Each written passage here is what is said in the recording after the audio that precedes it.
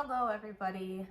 Thank you for joining me today. I'm Green Woman, Shaman and Herbalist, and I'm going to be talking to you today about some herbal allies that you can use for holiday grief and stress that you might have. It's the holidays coming up. It's a very busy, hectic time of year, and for a lot of us, holidays are exciting, but for some of us, it's not so exciting. Some of us are still suffering grief from lost ones, and many of us suffer from grief for many different reasons. Everybody's grief is different. It could be from the loss of a loved one, it could be a loss of a job, it could be the loss of a home, you name it.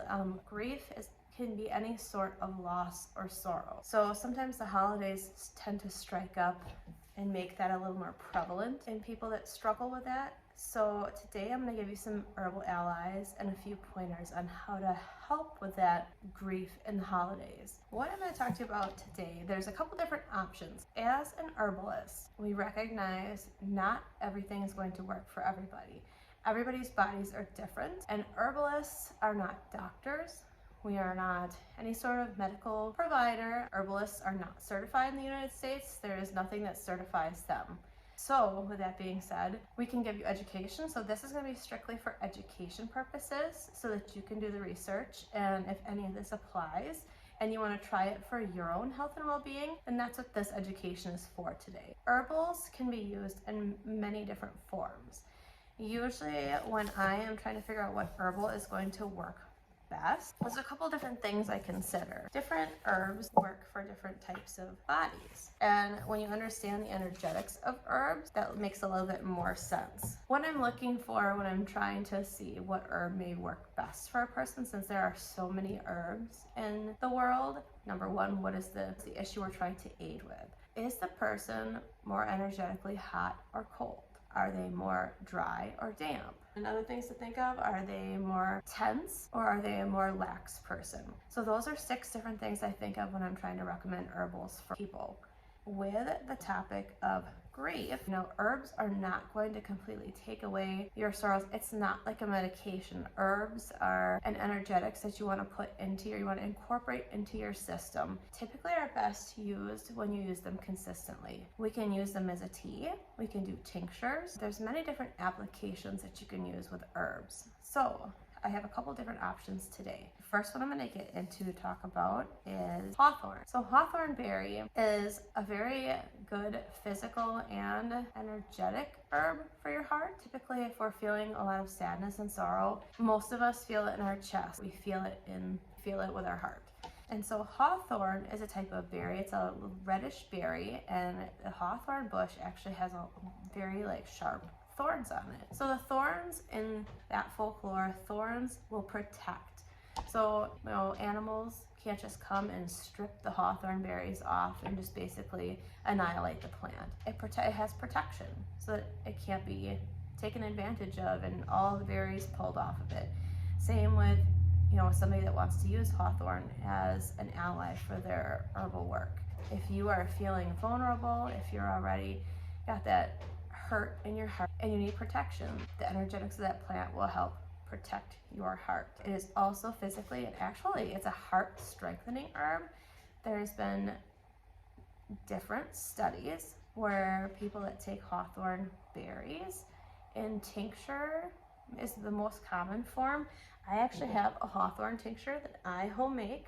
So this infuses in 80 proof alcohol. This one I did brandy. I like brandy for hawthorn tincture, so that's my menstruum there. Basically, you have the dried hawthorn berries and you let them infuse in the brandy mixture, and this is for months. So I will have these for months and I plan it out, and then you shake them daily and strain the berries out, and then you have a really nice hawthorn tincture. You can use this for people that have high blood pressure, and everybody's body is different. You can use that a couple drops of tincture in water daily, and then I would recommend take your blood pressure, make sure you check that so it's not dropping too low. But it's a very good heart strengthener. It strengthens your heart muscles. That is one that's actually very good for your heart. Hawthorn berries and blueberries are great for your heart and the physicality of your heart, strengthening your heart muscles, so it's allowing it to pump better and more effectively. So while you use hawthorn, it's actually building your heart up and making it stronger, but it's also protecting you, kind of like giving that hug of protection. So tincture is the best format I would recommend for the hawthorn berry. You can get hawthorn berry and leaves, and you can use that in tea. That's perfectly fine also. When you make teas, and this is important with any herb, when you make it as a tea, when you get the boxes of tea at the store, that's fine, but you are not getting enough tea. You get maybe a tablespoon of herbs in a tea bag. If you're going to get some hawthorn tea that's already in a bag, any sort of herbal tea in a bag, I would recommend you use 2 tea bags to your mug of warm water and let that infuse. Don't just let it infuse so it's lightly tinged with a color. When I use tea and work with tea and herbs, I will put at least 2 tea bags, or I make my own tea bags. So I will put a good amount, a couple of tablespoons of herbs in my cup, or I will put it all in a French press and let it infuse. And I just let the herbs stay in there and infuse until I'm done drinking my mug of tea. I don't pull the tea bag out, because the more you let it infuse, the more of those healing properties you're going to be drinking and taking into your body. Tea bags can stay in the teacup until you are finished drinking the tea. You don't need to take them out for any reason. You want them to infuse. The next herbal ally I would suggest is rose. So you can get dried rose petals crushed up at any herbal apothecary store that you have near you. Roses are also one of those things that have thorns. It's a beautiful flower. It has thorns to protect it, and that is also something that can aid in giving you that like hug around your body. Like the thorns, it helps protect energetically. A rose is really delicious. It's a very comforting plant to work with. That is something that you can infuse in your teas as well, and typically rose I would add into an herbal tea. The next one I would recommend, it's a little bit different in its energetic properties. So linden is something that you can use as a tea. And linden actually has a really good flavor, I feel like. It is a comforting herb. It's nourishing for your heart. It's kind of, if you are tense and you have kind of that hurt in your heart and you're vulnerable, and linden helps you soften that connection, kind of lets you like take a breath. It's kind of referred to as like the hug in a mug. It's a very comforting herb.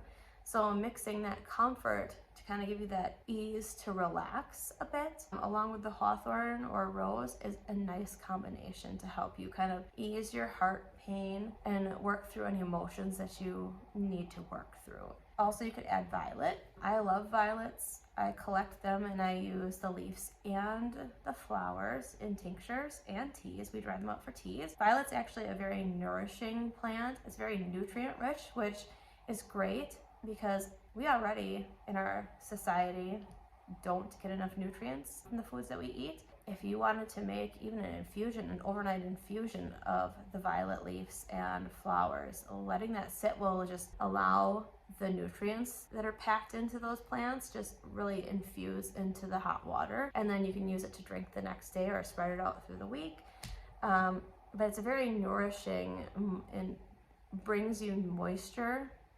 And if you're feeling kind of depleted, that is a nice herb to work with as well. Another type of plant you could use is heather. So heather is a plant that kind of grows in damp and dreary, kind of poor soil conditions. It'll just pop up. It's a very pretty plant, so it kind of is like that. Even if there's darkness, there is still beauty in that, Heather is more of a cleansing energy. So if you have that hurt that you're still carrying, heather is very good for cleansing your body of that hurt. I mean, we hold hurt and pain and grief in all areas of our body. Some people retain water, and that can be a way people retain that lymph fluid that they don't cry out or release. That can be a thing as well. So heather helps cleanse that out of our body. It's a lymphatic herb, so it helps cleanse that out of our system and get that water out and really kind of wash our body of those feelings. And another type of herb we can use as well is an herb called self-heal.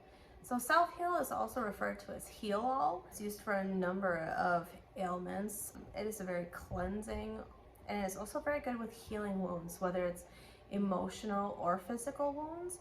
So that's something you could put in a tea as well. So the next type is elecampane. Elecampane is usually used in tea. It's a very good herb to work with when you have lung issues.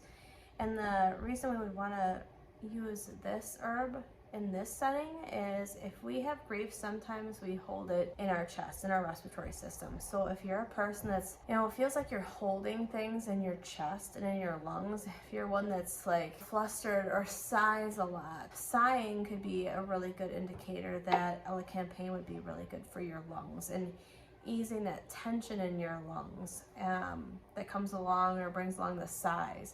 Usually if we sigh, it's to let out tension in our lungs. So if you're carrying grief in your lungs, this would be a really good indicator that elecampane in a tea might be good for you. The next one I would suggest, so if you are somebody that's been holding on to grief for quite a while, if there has been something that's caused you prolonged grief and it's extremely hard for you to let go of that, you just feel like, I've had this grief for so long that I don't know who I would be if I let go of it. If it's very tightly clamped onto you, you feel like it's just really clinging tight to you and you can't let that grief go and you want to let that grief go, blue vervain is another herb you can work with. It's very good for that sort of situation, that sort of energetics, and that's also good in a tea as well. Now, you can use that during the day, or sometimes I will put blue vervain in a sleep tea as well. It just kind of releases that stagnation and that super tight hold. It kind of allows you to allow your body and your energetics to just kind of let up a little bit and realize that yes, you have grief, but you can also just open up a little bit and it's okay to kind of unclamp and try to heal yourself. There are a couple other ones that I'm gonna throw in here too. A lady's mantle, if you are just you're struggling, you're very weepy with grief and you want something to kind of dry you out. Lady's mantle is an herb that you can work with. It's more of an astringent herb and you can use that in a tea format. It's interesting because lady's mantle as a plant, if you see in the morning, it kind of folds out, it looks like a cloak, and it actually will hold dew in the center. So it's interesting that while that can be an astringent, the physical look of it is that it holds water. So if you are overwhelmed and you're just crying and tearful, this could be something that could help your energetics to contain that fluid and kind of astringe that out and dry you out a little bit, from being so overwhelmed. It also assists in incontinence and kidney support. So that would be something that, another physical ailment, it can help as well. And then I'm gonna throw yarrow in there too. Yarrow is very good if you are somebody that's, very vulnerable and wants to put on kind of like a thicker skin, so to speak. Yarrow kind of gives you that thicker skin, that support. If you know that you're going to be a little bit more emotional and it's tough for you, and if you're going to be around aggressive type personalities or just very outward personalities in the holidays, and you just kind of feel like you just need that extra layer of armor, yarrow is good for that energetics as well. And the last one I think I'm going to suggest too, I really like doing this with the grief that we hold. Herbs are a very good ally to help us move through this work that we need to do. Ultimately, we need to also consider doing some inner shadow work as well. Those things that are causing us the grief, whether it's loss or whether it's a trauma you've experienced. What really needs to happen is you really need to work with somebody to help you identify and forgive and move past, to be in a more comfortable area where that that it is okay to smile again. It is okay to live your life. There are coaches out there that can help you work through those issues or identify how you can best move through that grief to get yourself to a point where you can live comfortably again, and that you can move past that grief. It'll always be a part of you maybe, but it becomes easier to deal with because you're making space for that grief to also coexist with the rest of you, and it doesn't take up so much of that emotional and mental space, so to speak. But the herbs that we work with can really help your body kind of be more receptive to doing that work and help comfort you through doing that work. Cacao is another one that I've recently enjoyed working with. So cacao is mixed in a drink format. You can do a cacao bar as well you could eat, but this is cacao powder and cacao paste. Now you can look too to see in your area if people do cacao ceremonies, and that is something that helps you open up your heart and really work with your emotions and your heart and loving yourself and creating that space that you need for that comfort and doing that sort of healing work. That's another really good one. Typically, cacao, it is not hot chocolate. Don't get it mistaken with hot chocolate. Cacao is mixed typically with just water. And if you really need a sweetener, like a raw honey is okay, or maybe even a raw maple syrup. But you really want to get the full effects of it just with water, and taking that too on, more of like an empty stomach to feel its full effects is a good practice as well. So those are the ones I would probably recommend for the holidays. So if you can identify with any of those characteristics, that's maybe how you can start out with your research for what you would be curious to try for yourself. And again, these can be used as tinctures. You can find them online with different suppliers. You can also use these as teas. Teas are great. Tinctures allow you to get the effect of the herbs quicker, because it gets into your bloodstream quicker. And teas are also as effective, they're not as quick. So if you need something like in the moment, people carry tinctures in their purses or their bags. You can take it, in a restroom or anything like that. But teas, make sure you let the herbs in the tea sit for I say at least 10 minutes, but I would let the tea sit in your cup the entire time you're drinking it and get the full effects. So those are the ones I would recommend for getting through that holiday grief and sorrow type of feelings. But ultimately, also take a look and see if there's anything that you can incorporate with mindfulness. Your mindset is huge. And while we all deal with grief and loss differently and for different amounts of time, you really want to do yourself that service and look for somebody that's even a spiritual coach, because there's always spiritual components involved that really help you move through these situations. Sometimes with the grief, there's no way to go but through it. And if we can go through it in a gentler way, these herbals will be your friend to get you through these difficult situations or difficult work. That's kind of my list. If you have any questions, please drop a comment and I can help you identify, if you are curious more about looking into this herbal journey for yourself or suggestions. And again, this is all about your body. Everybody's bodies are different, and that's why there's not a one size fits all for herbs. So thank you for joining me, and hopefully this helps you deal and get through your holiday season a little better. Thank you. Take care.